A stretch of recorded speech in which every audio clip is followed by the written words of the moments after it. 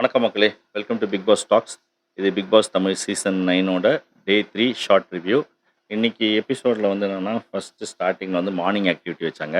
அதில் வந்து யார் இந்த சீசன் டைட்டில் வின்னர் பண்ணுவா, யார் சீக்கிரம் எலிமினேட் ஆகிடுவான்னு வச்சாங்க. எல்லாருமே முக்கால்வாசி பேர் வந்து சபரி தான் வின் ஆவார்னு சொன்னாங்க. அதில் நமக்கும் உடன்பாடு இருக்குது. சபரி வந்து டைட்டில் ஃபைனல் வீக் வரைக்கும் வரதுக்கு வாய்ப்பு இருக்குது. டைட்டில் வின்னர் ஆகிறதுக்கான தகுதி இப்போதைக்கு சபரிக்கு இருக்குது. அப்புறம் யார் எலிமினேட் ஆகுவாங்கன்னு சொன்னாங்கன்னா, கண்டிப்பாக திவாகர் இல்லைன்னா திவாகரும் பிரவீன் காந்தி எலிமினேட் ஆகுன்னு சொல்லுவாங்க. எனக்கு தெரிஞ்சு பிரவீன் காந்தி எலிமினேட் ஆகிடுவார். பட் திவாகர் எலிமினேட் ஆகிறது கொஞ்சம் ரேர் தான். திவாகர் பல வீக்ஸ் வருவார். ஏன்னா அவர் கொஞ்சம் அந்த வீட்டில் அவர் தான் ஒரு கண்டென்ட் கொடுக்குறதுக்கும் டிஆர்பிக்காகவும் ஒரு ட்ரம்ப் கார்டு மாதிரி இருக்கார். அதனால் அவர் பல வருஷம் பல வீக் வருவார். அது இருக்கும். அதுக்கப்புறம் என்னன்னா, கேப்டன்சி டாஸ்க் வச்சாங்க. கேப்டன்சி டாஸ்க் வந்து சூப்பராக இருந்துச்சு. ஃபஸ்ட்டு டாஸ்க்கு நல்லா இருந்துச்சு. அண்ட் அந்த கேப்டன்சி டாஸ்க்கோட கண்டினியூஷன் இருந்தது.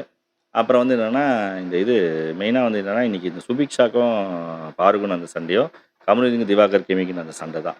சுபிக்ஷா வந்து பாரு வந்து தேவையில்லாமல் போட்டு கலாய்ச்சிக்கினே இருந்தது வந்து அது ரொம்ப எஸ்கலேட் ஆயிடுச்சு. பாரு வந்து அந்த சூப்பர் டீலக்ஸ் வீட்டில் போய் வேலை செய்ய மாட்டேன், இனிமேல் அங்கே போக மாட்டேன்னு சொல்லிட்டாங்க. அது சம்மந்தமாக இவங்க வந்து 1008 பேர் எல்லாரும் அவங்க பாயிண்ட்டை சொல்ல டிஸ்கஷன் பண்ண அப்படி இப்படி பண்ண உள்ளே போய் உட்காந்து பேசின்னு இருக்கும்போது, நம்ம குசும்கார் பிக் பாஸ் இருக்கார்ல, பயங்கரமான குசும்கார் தண்ணியை திறந்து விட்டார். தண்ணியை திறந்து விட்டு தண்ணி பாட்டு கொட்டின்னு இருக்கு. கிட்டத்தட்ட 7 நிமிஷம் 6 நிமிஷத்துக்கு மேலே போயிடுச்சு.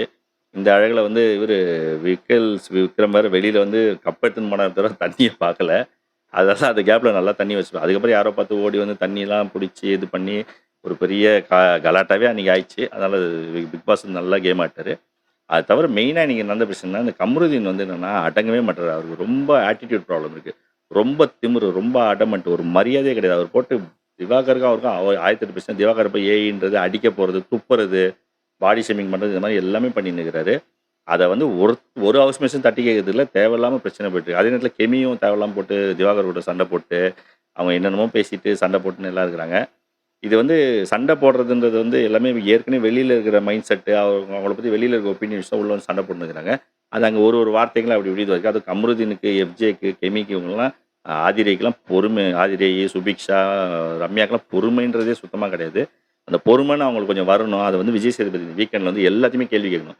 விஜய் சேதுபதி மக்கள் பிரதிநிதியாக ஹோஸ்ட்டாக வந்து கேள்வி கேட்கும் போது தான் இவங்க எல்லாருமே ஒன்று ஒன்றா அது கண்ட்ரோல் ஆகி வருவாங்க. இல்லைனா அது எதுவுமே கண்ட்ரோல் ஆக மாட்டாங்க. ஏன்னா அது வீக்கெண்டில் அவருக்கு அது எல்லாத்தையும் கரெக்ட் பண்ணி ஒரு ஹெல்த்தியான ஒரு கேம் வைக்கணும், ஹெல்த்தியான என்விரான்மெண்ட் கொண்டு வரணும்.